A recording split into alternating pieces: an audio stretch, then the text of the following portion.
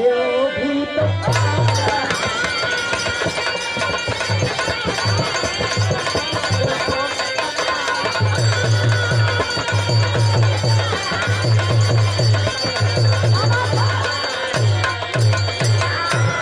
शांति का सहयोग कवि जी बिरहा के अंदर भाव लिखत हुए साथियों गौर करेंगे। कोई ऐसा दिन कोई ऐसा तारीख नहीं है जिस दिन की हमारे हिंदुस्तान के सरहद पर आतंकवादियों का शिकार घुसपैठियों का शिकार हमारे वतन के अंदर आते हैं, हमारे देश के जवानों का गर्दन काट कर लेकर चले जाते हैं। लेकिन शायद उन्हें मालूम नहीं है कि केवल उत्तर प्रदेश अगर चाह देगा तो पाकिस्तान विश्व के नक्शे में कहीं नहीं दिखेगा, कहीं नहीं दिखेगा। तो इसलिए एक लाइन पूरे हिंदुस्तान की ओर से कहना है,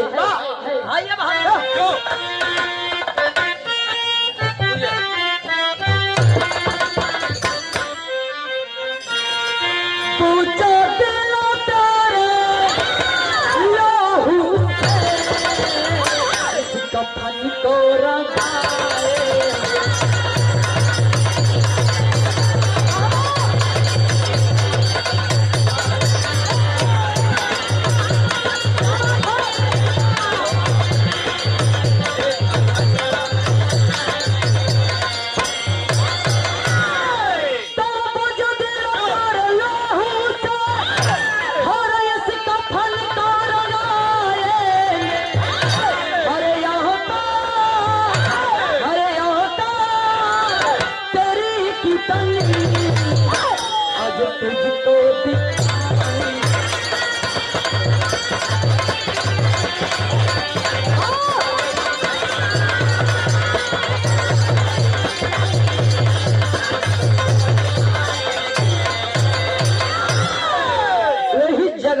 कहानी का शुभारंभ होगा। एक एक लाइन पर गौर करेंगे साथियों।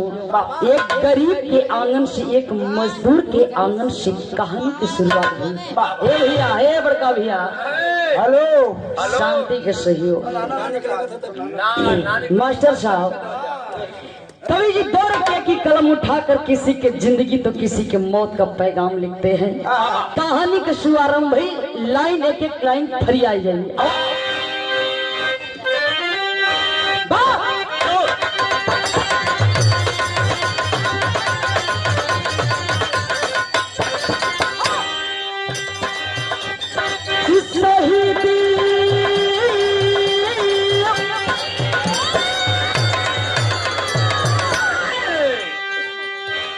शहीदी धरती चंदौली में धानापुर सही, बगल में गांव एक खास बूढ़ेपुर सही।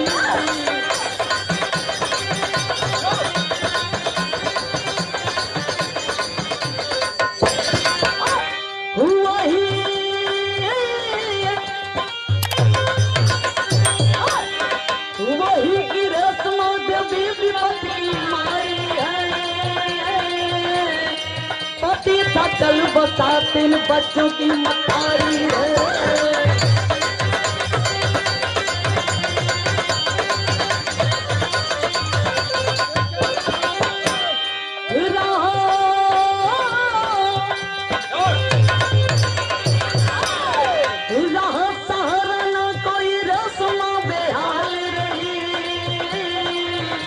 मेहनत मजदूरी करके बेटों को पाल रही।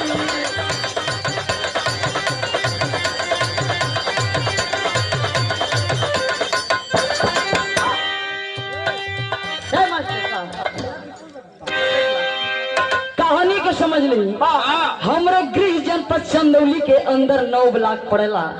वही 9 ब्लॉक में एक धानापुर ब्लॉक जो ब्लॉक के शहीदी धरती के नाम से जानल जाले। वही धानापुर ब्लॉक के अंतर्गत एक गांव जो गांव का नाम बूढ़ेपुर बतावल गई। वही बूढ़ेपुर के रहे वाली रेशमा देवी भगवान 3 ठे बेटवा दिले रहले। बड़ बेटवा का नाम गोरखनाथ, मझला बेटवा का नाम पारसनाथ और सबसे छोट बेटा का नाम अमरनाथ बा। पति का असमय मृत्यु हो गई। आज विधवा मतारी गांव घर में मटका मजूरी कई के दूर ये देखा दूर बिरहा का दुश्मन हो गए। बालक बात बयार, बालक बात बयार, धूप अनहार, धुआं धूप अन्हार, पति का मृत्यु हो गई है। मतारी गांव घर में मटकम मजूरी करके अपने बचवन का पालन पोषण करत थी। समय धीरे धीरे बीतत बा। देखे 2010 में बड़ बेटवा गोरखनाथ भोरवा मुठ के दौड़त हो, तैयारी करत हो, रियाज करत हो। 2010 में निष्कर्ष का निकलल कि बेटवा फौज में भर्ती हो गई। जब फौज में भर्ती हो गई तो पूरे परिवार के संभार ले। जब पूरे परिवार के संभार ले बाबू हो 6 महीना का ट्रेनिंग बिता के आयल हुए। जब 6 महीना का ट्रेनिंग बिता के आयल हुए तो परिवार में बड़ी खुशहाली बा कि भैया 6 महीना बाद आयल हुए। माई बड़ी खुश है। लेकिन आगे हो तब मास्टर गीत लगल एकदम मत बोला।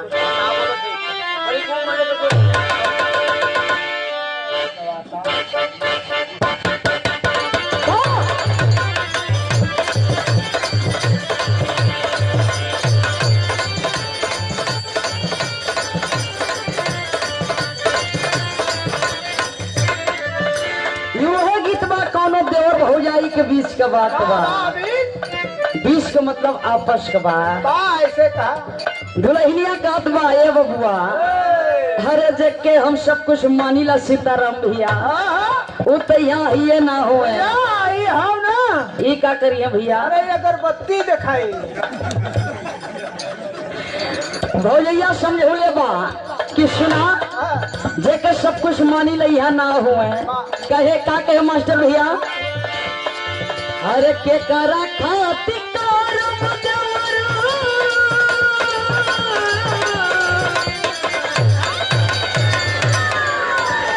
हर के करा खाती नई हरवा जाई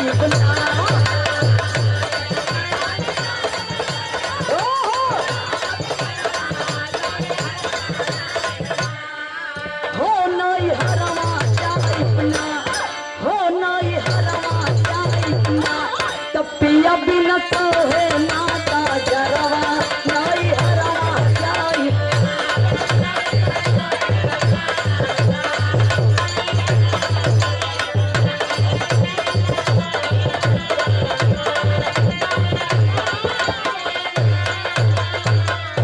गोरखनाथ का शादी हो गई। शादी भैया के बाद 1.5 महीना के अंदर शादी ब्याह हो गई। आज गोरखनाथ के छुट्टी खत्म, ड्यूटी पे जाए लगल। ड्यूटिया पे जाता तो मास्टर यहाँ गीत लगाओ फट दे।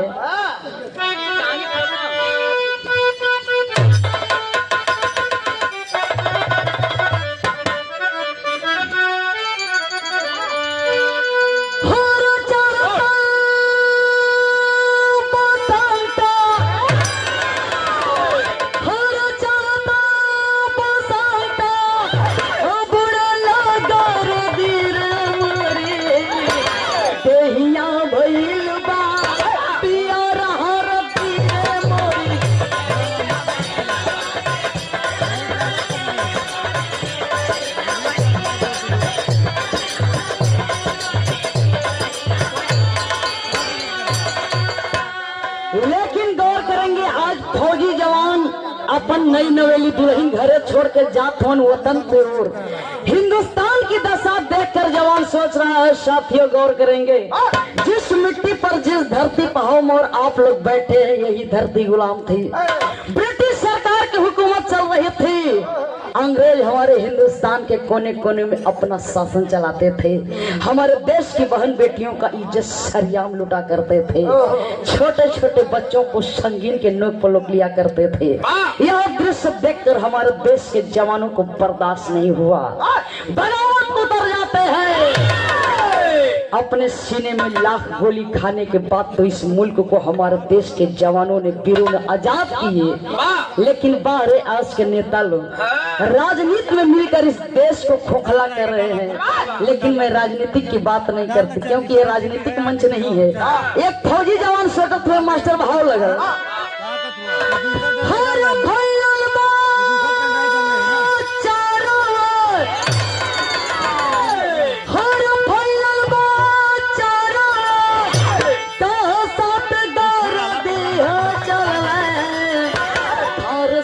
जमा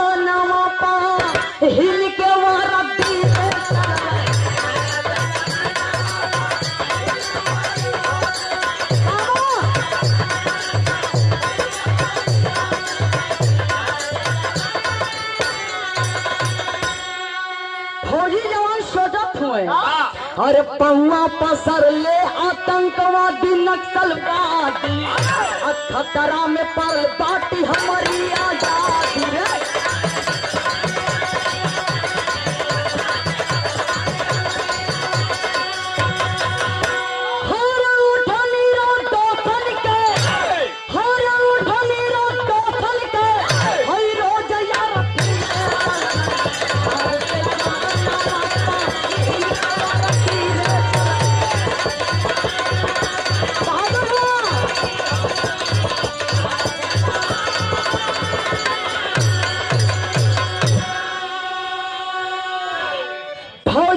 अपने ड्यूटी पर छत्तीसगढ़ के सुकमा जिला में पहुंचल हुए। जब रेजिमेंट के साहब जवान को देखते हैं, जवान को शाबाशी देते हैं, शाबाश जवान शाबाश, तुम्हारे जैसे वीर के ऊपर इस भारत माँ की लाज है बेटा। जाओ अपने साथियों के साथ और निकल जाओ रोड की देखभाल करे बदे। बाबूजी गोरखनाथ अपने 100 साथियों के साथ निकल हुए रोड का देखभाल करे बदे। लेकिन रास्ता में एक जंगल पड़ता है, जिस जंगल का नाम पेपर पत्रिका द्वारा बताया गया साथियों, उसका जंगल का नाम कोचाची जंगल था। उसी जंगल में नक्सलवादी घात लगाकर बैठे थे और प्लान कर रहे थे कि जब इस मार्ग से हिंदुस्तान के जवान गुजरेंगे हम लोग उन जवानों के ऊपर गोली और बारूदों की बरसात करेंगे। बाबूजी जो ही हमारे देश के जवान उस जंगल के मार्ग से गुजरते हैं, अपने प्लान के तहत नक्सलवादियों ने हमारे देश के जवानों के ऊपर गोली और बारूद बरसाने लगते हैं। हमारे देश के जवान पीछे नहीं हटते हैं, मोर्चा को संभालते हैं। लेकिन अफसोस की बात, उस लड़ाई के मैदान में हमारे देश के 6 जवान शहीद हो जाते हैं। जब गोरखनाथ 6 जवानों का लाश देखलक क्रोध में अंगार हो जाते हैं और उठा जाते हैं AK-47। पहले का मास्टर गीत काट के लगाओ, लास्ट वाली गीत।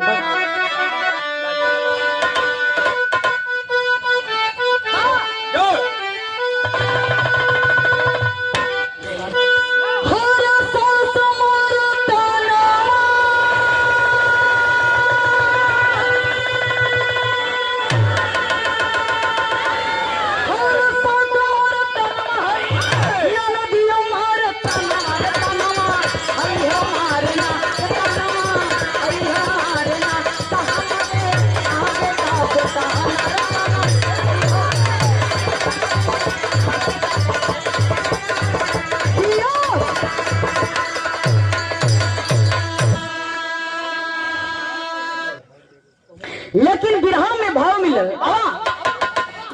आज गोरखनाथ तरफ का हुआ रणभूमि में हर गोरख जाना,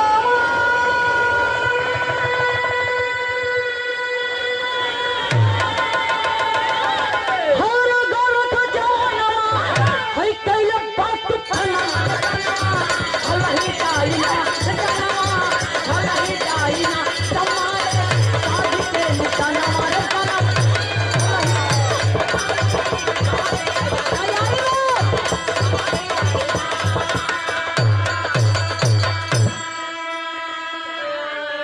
हर ताड़ा ताड़ा गोली गोरखनाथ बरसावे, अच्छी पछी पन्ना चलवादी जनवा बचावे।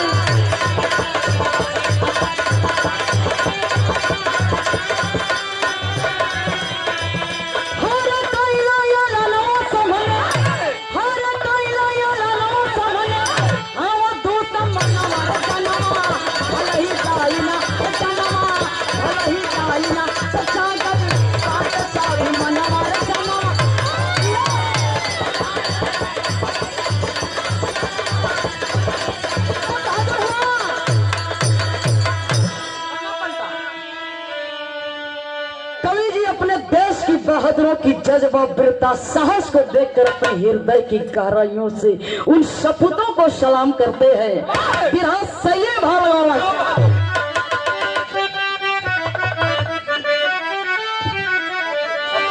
हर सपूतों का सलाम है मेरा, धन्य है जीवन जो कि वतन के आए।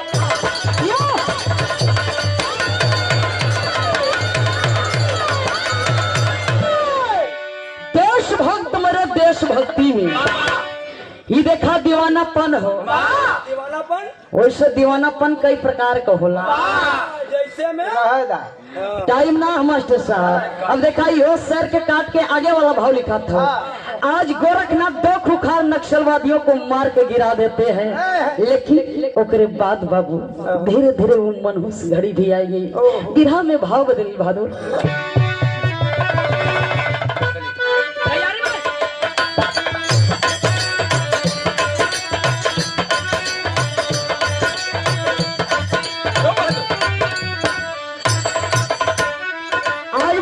गीत ना हुई भाव। आज रणभूमि में गोरखनाथ के साथ होत का बा नक्सली पूरी तैयारिया हो, पूरी तैयारिया हो,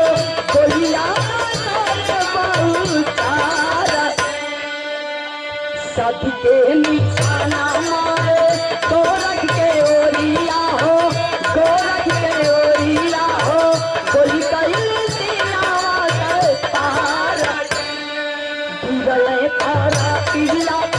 बंद भैया जारिया हो, बंद भैया जारिया हो, बाला जाना गैला मार गोरख के माहुता के अली खबरिया हो, अली खबरिया हो, पूरे पूरा जाना मर जा।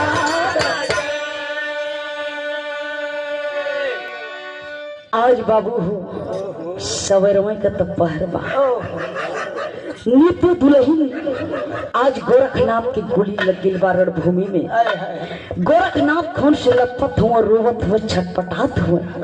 संघे के सिपाही देखले बाबू उठा पठा के हॉस्पिटल ले जाए के कोशिश करत हुए, लेकिन बीच रास्ते में ही गोरखनाथ हमेशा हमेशा के लिए इस माँ भारती के गोद में अपनी आंखें नम कर लेते हैं।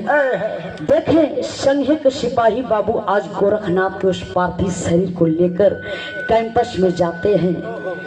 कैंपस में लेकर जाते हैं। जितना भी जवान शहीद हुए थे हर जवानों की डेड बॉडी उनके घर पहुंचाने की तैयारी चल रही है।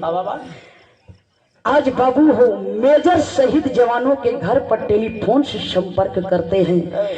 पहली घंटी चंदौली के माटी पर बूढ़ेपुर के सर्जनी पर बाजल बाबू हो सवरवे का पहलवा गोरखनाथ का नई नवेली दुल्हन नन्हा मुन्हा दूधमुआ बेटा के तेल से मालिश करत थी। आंगन में कुर्सी पर मोबाइल रखल हो, रिंगटोन बाजत हो। हर कर्म अपना करूंगा आई वतन तेरे लिए, दिल दिया हूँ जान भी दूंगा आई वतन तेरे लिए। दुल्हन बड़ी खुश है, बड़ी खुशी बात दिल में कि एक हफ्ता पहले आवे के रहने काल हो नहीं न आज नहीं का फोन हुई। बड़ी प्यार से बड़ी उमंग से दुल्हन रिसीव वाली बटन दबा के फोन से वही काने तलगुनी बाबू दुल्हन आवाज देती हेलो क्या बोलो था साहब। उधर से आवाज आता है मैं गोरखनाथ का मेजर बोल रहा हूँ। क्या ये फोन फौजी गोरखनाथ के घर लगा है? दुल्हन कहती है जी सर जी ये फौजी गोरखनाथ के घर ही फोन लगा है सर। बाबू दुल्हन कहती है सर बताइए क्या खबर है, क्या बात है? बाबू मेजर कहता है मुझे आपसे बात नहीं करनी है, परिवार के किसी दूसरे सदस्य से मेरी बात हो सकती है। बाबू हो नीतू दुल्हन कनी साहब ये समय परिवार में कोई ना बा, सब चल गल बा घर से बाहर। माँ जी हैं का आप माता जी से बात करब? मेजर कहता हम माँ जी से बात करावा। बाबू हो विधवा मतारी रेशमा देवी कहीं दूर चाटे पड़ोसन के साथ बैठ के हाल चाल करत है। नीतू दुल्हन दरवाजे पर ले घूंघट उठा के आवाज लगावत है माई माई बबुआ के पापा का मेजर फोन खेले हुए आपसे कुछ बात करना चाहते हुए। बाबू हो माई तो माई होली माई जी वही सुने कि हमारे बेटवा का सीमा से फोन आयल हो। माई चाटे पड़ोसिन के छोड़ के तुरंत आगे फोनवा उठावे बदे कि हमारे लाल फोन के लिए हो। कैसे हमार लाल हो नहीं आता बाबू हो जे वही मतारी विधवा मतारी फोन काने तलगौनी कनी हलो के बोलत हो साहब हमार लाल हमार बेटा गोरखनाथ ना हो का साहब। बाबू मेजर कहता है माई आपको बेटा हुए आपको बेटा तो छुट्टी मंजूर हो गई हो माई आपका बेटा आपका लाल आपके घर जी है लेकिन अफसोस बाबू हो जे वही विधवा मतारी अफसोस के बात सुननी माई का छाती फाटे लगे कि जब हमारा लाल हमारा बेटा जब घरे आवत हो तो में अफसोस का बात बा। बाबू मेजर कहता है माई आपके बेटवा आपके घरे जाइए सब लोग आपके लाल के देखे लेकिन आपको बेटवा कोई के न देखी है। सब लोग आपके लाल से बतियाई माई लेकिन आपका लाल कोई से ना बती है। इतना सुनत सुनत बाबू विधवा मतारी पछाड़ा खा के गिर गई हो नगरी में कोलाहल मच गई कि फौजी जवान गोरखनाथ शहीद हो गई। देखते ही देखते साथियों आधा एक घंटा के अंदर ही गोरखनाथ के पार्थिव शरीर को लेकर लोग अपने दल बल के साथ रेजिमेंट के साथ उस पार्थिव शरीर को लेकर बुढ़ेपुर के सरजमी पर प्रस्थान करते हैं। देखते ही देखते चंदौली के बड़े बड़े अधिकारी पुलिस नेता विधायक सांसद तमाम क्षेत्रवासी शहीद गोरखनाथ के दरवाजे पर श्रद्धांजलि देने के लिए उपस्थित हो जाते हैं। लेकिन बाबू जौना समय ताबूत वो जीप से उतार के दरवाजे पर रखल गई आज गोरखनाथ के दुल्हन दरवाजे पर हजारों की भीड़ लगी है साथियों। लेकिन जौना समय गोरखनाथ के दुल्हन नई नवेली दुल्हन बाबू जौन काल तक नित्य दुल्हन सुहागिन रल आजा भागिन हो गई हथवा के चूड़िया देवलिया में लड़ाई के तोड़ल जाते हो। चार ठे मेहरारू हथवा पकड़ के मंगिया के सेनुरात हुआ थी। लेकिन देखें आज जो दुल्हन ताबूत के तरफ बढ़ते लोग मना करते ना बेटी ना अपने आप के इतना कमजोर मत करा बेटी तोहर पति शहीद भइल हुए हिंदुस्तान के इतिहास में इनका नाम दर्ज हो गई बेटी। इनका नाम से रोड बनी चक्रोट बनी स्कूल बनी और चौराहे पर मूर्ति आलीशान लगी बेटी। वो दुल्हन समझावत थे बाबू इनका नाम से रोड बनी वो रोडवा पे तोहर बिटिया चल रही इनका नाम से स्कूल बनी वो स्कूल में ही आपका नाती पढ़ रही। लेकिन बाबू जब चौराहवा पर मूर्तियां बनी पंचो का वो तुम्हारी बेटी से बतिया नहीं बाबू लोग समझावत हो बेटी बतियाई तना लेकिन एक अमर कहानी बन गई। जब तक ये सूरज चांद रहेगा तब तक अमर नाम रहेगा बेटी। लेकिन देखिए दो लाइन एक विधवा की दर्द है क्या है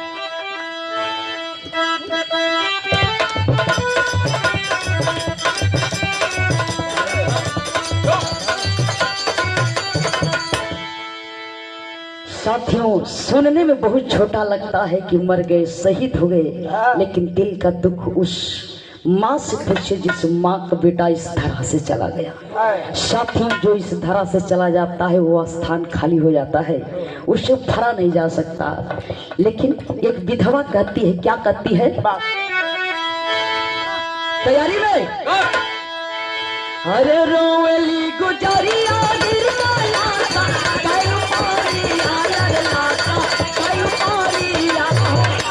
कई कैला दुनिया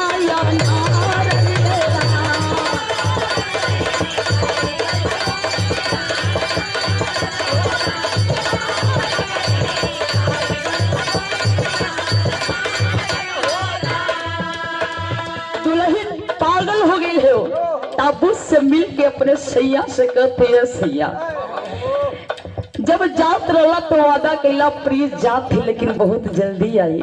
लेकिन आज का होते स्वामी कहते दुल्हन का कहे मास्टर है हर डूबी गई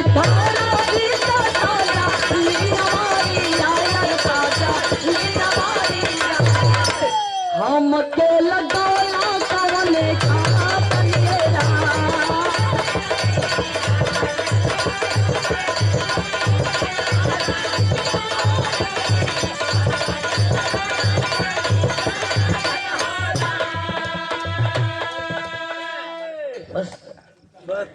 बस आज देखें दुल्हन रोवत थी, लेकिन आज दुल्हन अपने स्वामी से कथिने से ड्यूटी पर जात रहला तो फोनवा पे के सपना आप सजावत रहला। पगली जानत ही रे जवन हमहन को प्यार तोरे गर्भ में पलत हो, जवन हमहन के निशानी हो, जानत हो अगर उल बेटवा हुई तो अपने बेटवा का नाम का रख पागल।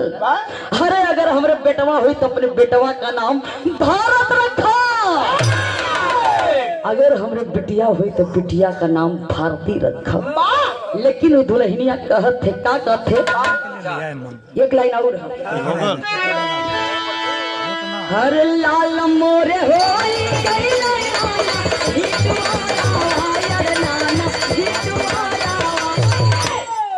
के देहि पापा का दुलार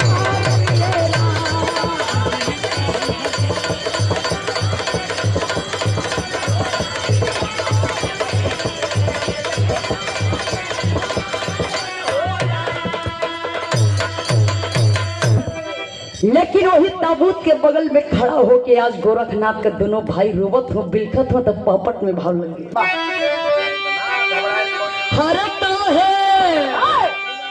हरता है प्रभु के रूठ गई प्रभु तैया नैया यग जल में गले लिपट के छटका भैया नैया अग जल में।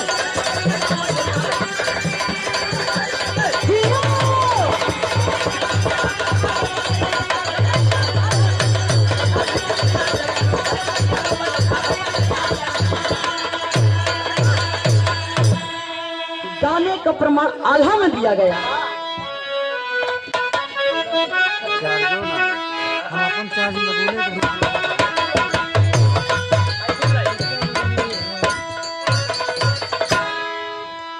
घेरी है जीवन में हर विपदा बदरिया भैया,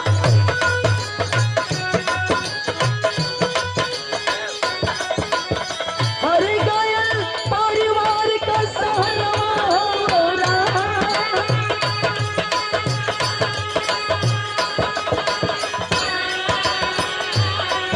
हर गाँव पूर्वोतियन के लागे दूर भिड़िया साथी,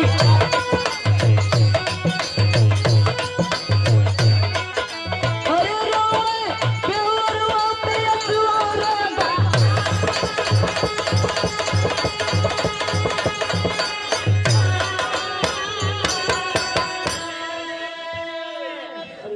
आज बाबूजी गोरखनाथ के दरवाजे पर हजारों हजारों की भीड़ लगी है।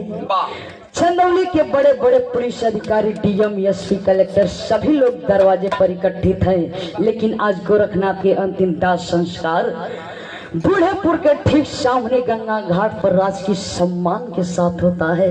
जवान को गार्ड ऑफ ऑनर दिया जाता है। गोरखनाथ के अंतिम दाह संस्कार में तमाम लोग इकट्ठा होते हैं। नारा गूंजने लगता है साथियों, गोरखनाथ अमर रहे का नारा गूंजने लगता है। नौजवान साथी रोड पर उतर आते हैं। लेकिन कवि की लेखनी सवाल करती है देश के राजनेताओं से। क्या सवाल है बहादुर, खड़ी लगावा।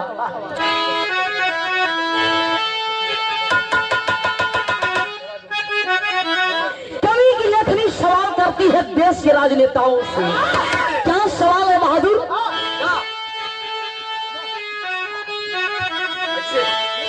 हैसा कितना, अरे हैसा कितना सुहागन का सुहागो जरी, करो दस का तिरंगा जब ओढ़े प्राण।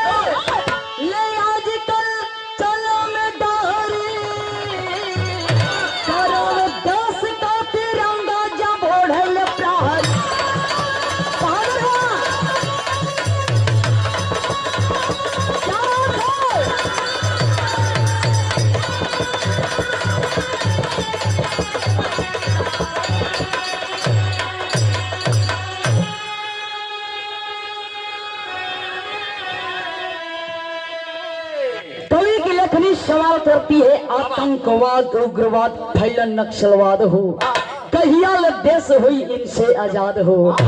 अगर देखा जाए साथियों तो अगर मेरा देश परेशान है तो केवल वाद शब्द से। वाद का मतलब जौना शब्द में वाद जुड़ल बा, जैसे में आतंकवाद, उग्रवाद, नक्सलवाद, और सबसे बड़ी अगर समस्या हमारे देश में है, हमारे समाज में है, तो वो है जातिवाद। जिस दिन जातिवाद खत्म नहीं होगा, आतंकवाद नहीं खत्म होगा, उग्रवाद नहीं खत्म होगा, तब तक ये मेरा स्वतंत्र भारत प्रगति की ओर कभी नहीं बढ़ेगा। तो ऐसे ऐसे वीर इस माँ भारती की गोद में जन्म लेते आ रहे हैं और लेते रहेंगे, जो अपने वतन के लिए, अपनी माँ भारती के लिए, अपने मान सम्मान के लिए हमेशा हमेशा अपने आप को कुर्बान करते हैं। हिंदुस्तान का इतिहास खोलकर देख लीजिए। तो यही जगह बिरहा खत्म हुई। आखिरी में कहना मिलल बहादुर, हो गुरु बिहारी गुरु गणेश हरि राम लाल के प्यारे, जो है नर सुरस रहिया, हरि चंद्रिका जी स्वर्ग सिधारे, हर सपूत का सलाम है मेरा।